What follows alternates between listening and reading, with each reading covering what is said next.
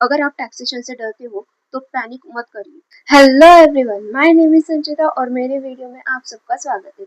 आज की वीडियो में मैं शेयर करने वाली हूँ टैक्सेशन सब्जेक्ट में मेरी स्ट्रेटेजी क्या थी और without PGPP and capital gain मैंने टैक्सेशन में एग्जाम्शन कैसे स्कोर किया। So let's start it. Most of the students सिर्फ पीजीपीपी एंड कैपिटल गेन पर फोकस करते, लेकिन मैंने ये दोनों चैप्टर्स नहीं किए थे।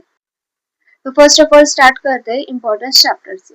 डायरेक्ट टास्क के मैंने सिर्फ इम्पोर्टेंस, स्कोरिंग और इजी चैप्टर्स पर ही फोकस किया था। तो first of all importance chapters में से है रेसिडेंशियल स्टेटस, जो बहुत ही इजी चैप्टर है। उसके बाद है सैलरी, उसके बाद income from house property, income from other sources, set of and clubbing. In 6 topics पर ही मैंने फोकस किया था। इन टॉपिक्स से एग्जाम में डायरेक्ट टेस्ट के मैक्सिमम मार्क्स कवर हो जाते हैं। तो अब बात करते हैं आईडीटी की। मैंने आईडीटी के पोर्शन पर सबसे ज्यादा फोकस किया था।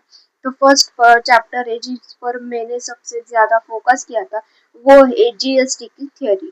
जीएसटी की थियोरी और जो सेकंड चैप्टर है लेवी ऑफ कलेक्शन, उसके भी उसमें भी गिनकर 7 to 8 क्वेश्चन होंगी थियोरी की, जिन पर मैंने सबसे ज्यादा फोकस किया था और वही क्वेश्चंस एग्जाम में क्वेश्चन नंबर 6 में 14 मार्क्स के लिए आए थे।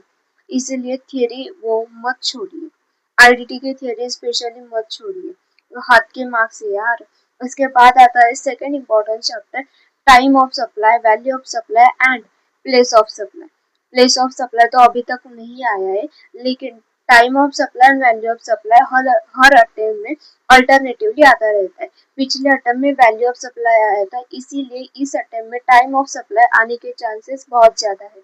उसके बाद आता है आईटीसी, इनपुट टैक्स क्रेडिट, जो हर अटेम्प्ट में 7 मार्क्स के लिए आता ही आता है और बहुत ही इजी चैप्टर है।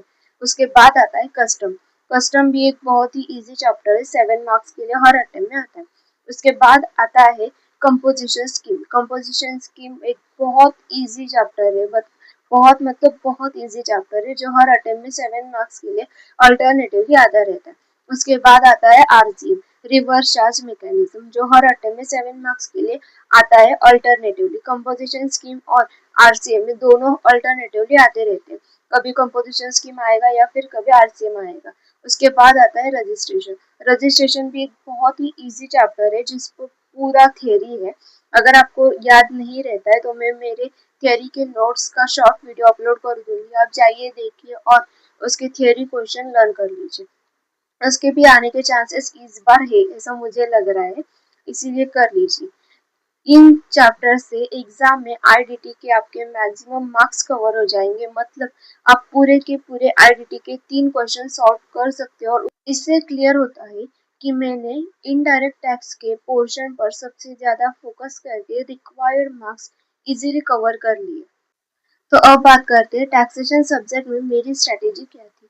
मेरी स्ट्रेटेजी सिंपल थी, रिपीटेड रिवीजन करना, सिलेक्टिव स्टडी करना और स्मार्ट अटेम्प्ट देना। बस यही मेरी स्ट्रेटेजी थी। देखो अब टाइम बहुत कम है, सिर्फ 2 महीने बचे हैं एग्जाम के लिए, इसीलिए स्मार्ट प्रिपरेशन करो और हर टफ चैप्टर करना जरूरी नहीं है। अगर आप टैक्सेशन से डरते हो तो पैनिक मत करिए। मैंने डिस्क्रिप्शन में कुछ टैक्सेशन की प्लेलिस्ट डाली है, जाइए देखिए और उसका कंफ्यूजन दूर करके उन चैप्टर्स के मार्क्स अपने पॉकेट में डाल दीजिए। स्मार्ट स्ट्रेटेजी से एग्जाम्शन स्कोर करना पॉसिबल है। अगर वीडियो अच्छा लगे तो लाइक करो, फ्रेंड के साथ शेयर करो और सब्सक्राइब करना मत भूलिए। All the best future savings.